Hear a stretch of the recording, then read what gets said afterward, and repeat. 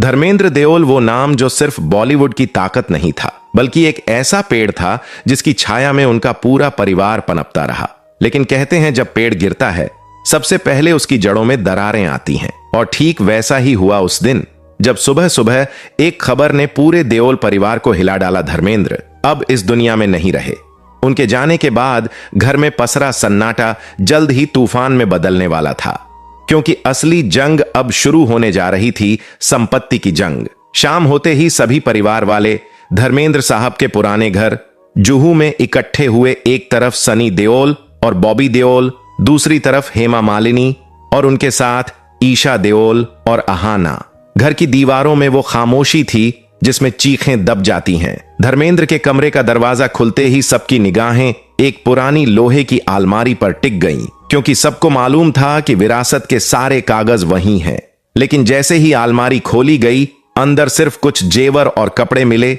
वसीयत गायब थी, और यहीं से शुरू हुआ वो घमासान जिसने रिश्तों की नींव हिला दी। सनी देओल गुस्से से गरजते हुए बोले, पापा ने साफ कहा था कि खेत, गोंडिया वाला फार्म हाउस और स्टूडियो सब हमारा है, किसी को कोई शक नहीं होना चाहिए। हेमा मालिनी ने जवाब दिया, धर्मेंद्र सिर्फ तुम्हारे पिता नहीं थे, हमारे भी थे, और उनकी आखिरी ख्वाहिश थी कि संपत्ति सब में बराबर बंटे। ईशा रोते हुए बोली, हमने कभी कुछ नहीं मांगा, पर अब कोई पीछे हटने वाला नहीं है। आवाजें ऊंची होने लगीं, गुस्सा बढ़ता गया और घर का पुराना लैंप जोर से गिरकर फर्श पर टूट गया, जैसे धर्मेंद्र की विरासत भी टुकड़ों में बंटने वाली थी। इसी बीच धर्मेंद्र के सबसे भरोसेमंद नौकर रामू काका धीरे से बोले, धर्मेंद्र साहब ने कहा था जब घर वाले टूटने लगे तभी असली विरासत पढ़नी चाहिए। सब रुक गए। रामू काका ने अपनी जेब से एक पुराना मोड़ा हुआ लिफाफा निकाला। धर्मेंद्र की हस्तलिखित वसीयत। सबकी सांसें थम गईं। काका ने पढ़ना शुरू किया, मेरे प्यारे परिवार, मेरी दौलत, मेरा स्टूडियो, मेरी जमीनें, ये सब सिर्फ चीजें हैं, असली संपत्ति तुम सब हो। अगर मेरा परिवार टूट गया तो समझ लेना कि मेरी जिंदगी की सारी कमाई बर्बाद हो गई। इसलिए मेरी आखिरी इच्छा है सब कुछ बराबर बांट देना, चाहे जैसे भी, पर प्यार से। वसीयत के आखिरी शब्द पढ़ते ही कमरे में रोना गूंज उठा। सनी और बॉबी चुपचाप खड़े थे। गुस्सा पिघल चुका था।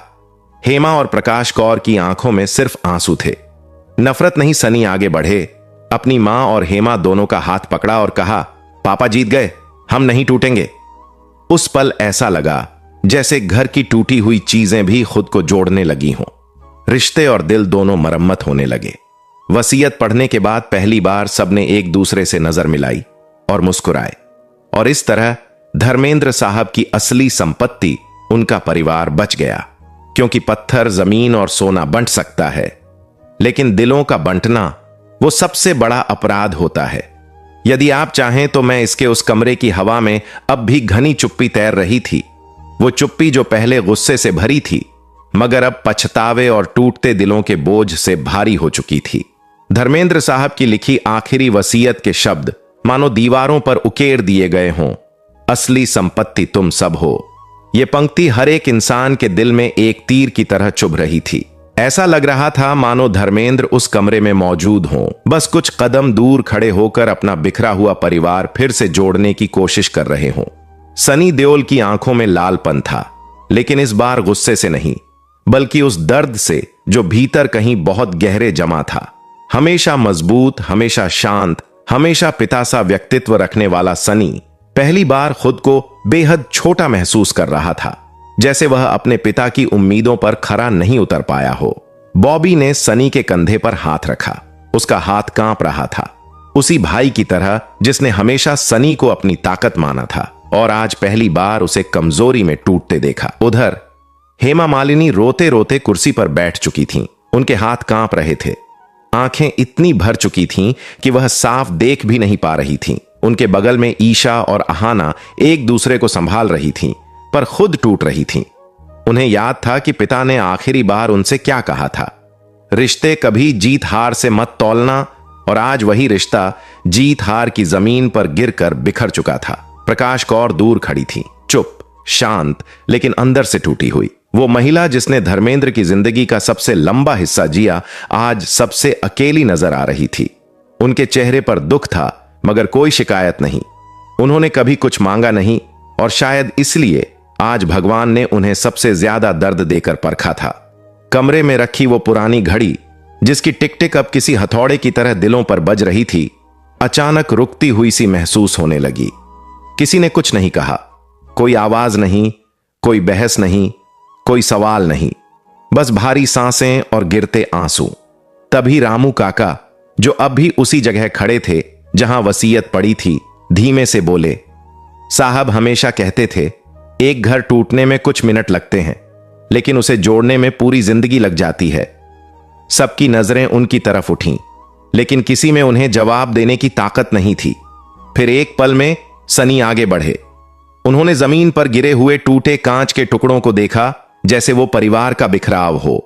वो घुटनों पर बैठ गए, खुद अपने हाथों से उस कांच को उठाने लगे। बॉबी चौंक गया। भाई छोड़ो, कट जाएगा। लेकिन सनी ने धीरे से कहा, कटने दो बॉबी, ये कांच नहीं है, हमारे रिश्तों के टुकड़े हैं जो हमने खुद तोड़े हैं। उनकी उंगलियों से खून की बूंदें बहने लगीं। वो खून जो सफेद फर्श पर गिरता हुआ मानो चिल्ला रहा था कि सजाएं बहुत मिल रही हैं। कमरा भारी था, इतना भारी कि जैसे दीवारें भी थक चुकी हों। बीच में एक गोल मेज थी, जिस पर बिखरे हुए कागज, अधूरी फाइलें और पुरानी यादों की हल्की सी धूल थी। भरपूर रोशनी के बावजूद कमरे में एक अजीब सा अंधेरा फैला हुआ था। घर का अंधेरा, रिश्तों का अंधेरा, चुप्पियों का अंधेरा। हेमा मालिनी की आंखें उस वसीयत पर टिकी थीं जिसने पूरे परिवार को हिला दिया था। लेकिन असली वजह वसीयत नहीं थी, गहरा दबा हुआ दर्द था जो सालों से किसी कोने में पड़ा हुआ अब फटकर बाहर आना चाहता था। सनी खड़ा था, कड़क, मजबूत, मगर अंदर से टूटा हुआ। शायद पहली बार उसने अपनी मां को इतना कमजोर देखा था। हेमा ने खुद को रोकने की कोशिश की, लेकिन दिल हार गया। वो उठी, धीरे धीरे चलकर सनी के पास आईं। उनका हाथ कांप रहा था और फिर उन्होंने सनी के हाथ पकड़ लिए। आंखें भर आईं। सनी, मैं बुरी नहीं हूं, मैंने कभी तुमसे कुछ छीना नहीं, मैं सिर्फ अपना हिस्सा नहीं, अपना सम्मान ढूंढ रही थी। उनकी आवाज टूटते कांच जैसी थी। सनी की आंखें भी भर आईं। उसके भीतर का किला जो कभी टूटता नहीं था, आज मिट्टी की दीवार जैसा घुलने लगा। मां, हम सब गलत थे। पापा कभी नहीं चाहते थे कि हम एक दूसरे के सामने खड़े हों। उसी पल पीछे से बॉबी हल्के से बोला। आवाज कांप रही थी, जैसे वो कोई ऐसा सच कहने वाला हो जिससे वो खुद डरता हो। पापा कहते थे, शेर का परिवार जब लड़ता है तो दुनिया हंसती है, और हम वही कर रहे थे। कमरा और ज्यादा चुप हो गया। दीवारें भी जैसे सुन रही थीं। प्रकाश कौर, जो अब तक सिर्फ एक मूर्ति की तरह बैठी थीं, आखिर बोल उठीं। उनकी आवाज बहुत शांत मगर बहुत दर्द वाली थी। बच्चों, मेरी सबसे बड़ी गलती यह थी कि मैंने चुप रहना सीख लिया। अगर मैं बोलती ना तो शायद आज ये दिन ना आता। धर्म का जाना हम सबको अकेला कर गया है, पर अकेले मरने की जरूरत नहीं है।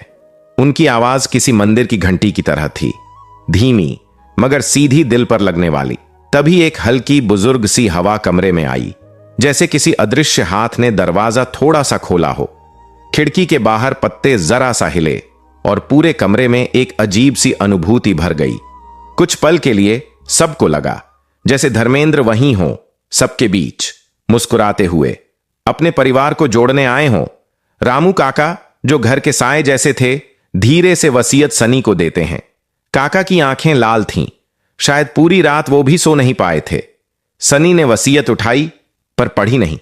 उसने ऊंची आवाज में कहा, आज से कोई लड़ाई नहीं होगी, कोई दावा नहीं, कोई सवाल नहीं।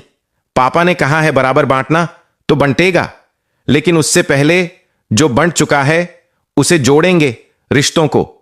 कमरे में हवा बदल गई, जैसे किसी ने एक भारी पत्थर उठा दिया हो। हेमा ने सिर झुका लिया। सालों का दर्द, सालों का अहंकार एक पल में बह गया। मैं तैयार हूं। प्रकाश कौर की आंखों में आंसू आ गए। मुझे भी कुछ नहीं चाहिए, बस मेरा परिवार चाहिए। पहली बार कमरे में मुस्कुराहट की एक हल्की सी लहर दौड़ गई। अगले दिन सुबह धूप हल्की थी, हवा शांत। परिवार धर्मेंद्र के पुराने फार्म हाउस पहुंचा, वही जगह जहां वो कहा करते थे, ये जमीन मेरी सांस है। सूरज ढल रहा था, आसमान नारंगी था। खेतों में से आती मिट्टी की खुशबू में एक दिव्य सी शांति थी, जैसे गुरुद्वारे की परसों वाली हवा हो। एक पेड़ के नीचे पुरानी लकड़ी की मेज रखी गई। उस पर धर्मेंद्र की बड़ी सी तस्वीर रखी गई। चारों तरफ गेंदे और गुलाब के फूल। सभी एक सर्कल में बैठ गए, बिना कागज, बिना फाइलें, बस दिलों के साथ। रामू काका चाय बना रहे थे, वही मसाला चाय जो धर्मेंद्र सबको खुद पिलाते थे। जब सबने कप उठाए तो कुछ पल के लिए किसी की सांस भी नहीं सुनी गई। सन्नाटा जो शब्दों से ज्यादा बोलता है। बॉबी ने धीरे से कहा, पापा कहते थे हीरो बनने के लिए स्क्रीन जरूरी नहीं होती, दिल बड़ा होना चाहिए। और वो रो पड़ा। उसकी आंखों में बचपन का डर, अधूरापन और पिता की कमी सब साफ दिख रहा था। ईशा ने अपनी डायरी खोली, धीरे से एक चिट्ठी बाहर निकाली। बहुत पुरानी, कोनों से हल्की पीली पड़ चुकी। ये पापा ने मुझे दी थी। लिखा था, अगर कभी तुम सब अलग हो जाओ तो वापस वहीं जाना जहां से प्यार शुरू हुआ था। आज प्यार बिल्कुल वहीं था, इन खेतों में, इन पेड़ों में, इन हवाओं में। हेमा और प्रकाश कौर एक दूसरे को देखकर मुस्कुराईं। इन दोनों की मुस्कान वो भी शायद पहली बार किसी ने साथ में देखी हो। सनी तस्वीर के सामने घुटनों पर बैठ गया, हाथ जोड़कर बोला, पापा हम वादा करते हैं अब ये घर कभी नहीं टूटेगा। अचानक आसमान से हल्की बारिश होने लगी, बिल्कुल उसी तरह जैसे किसी ने ऊपर से आशीर्वाद की बूंदें भेजी हों। सबके चेहरों पर एक हल्की मुस्कान आ गई। किसी ने कुछ कहा नहीं, कहने की जरूरत भी नहीं थी। बारिश की बूंदें धर्मेंद्र की तस्वीर पर पड़ी। ऐसा लगा जैसे खुद ईश्वर ने उनके आंसू पोंछे हों। सनी, बॉबी, ईशा, अहाना, हेमा, प्रकाश कौर सब खड़े हुए, हाथों में हाथ डाले। और कई साल बाद शायद पहली बार उनके बीच कोई दीवार नहीं थी। सिर्फ प्यार, सिर्फ परिवार, सिर्फ धर्मेंद्र की सीख, सिर्फ एकता। सूरज पूरी तरह ढल चुका था, खेतों में हल्की धुंध उतरने लगी थी, हवा ठंडी थी, दिलों में गर्माहट भरी हुई। सब शांत खड़े थे, धर्मेंद्र की याद में, उनकी हंसी में, उनकी आंखों की चमक में, उनके प्यार में। तभी रामू काका ने कहा, साहब कहते थे जिस दिन मेरा परिवार एक हो जाएगा उस दिन मैं चैन से सोऊंगा। और आज वो दिन आ गया। और काका रो पड़े। पहली बार पूरे परिवार ने मिलकर उन्हें गले लगाया। धर्मेंद्र की तस्वीर हवा में हल्का सा हिली, जैसे वह कह रहे हो, बस इतना ही चाहिए था मुझे, तुम सब साथ रहो। धीरे धीरे अंधेरा छा गया, मगर उसे अंधेरे में हर किसी के चेहरे पर एक नई रोशनी थी। प्यार की, अपमान की, परिवार की। और इसके साथ धर्मेंद्र परिवार में दोबारा प्यार भरा जीवन लौटा।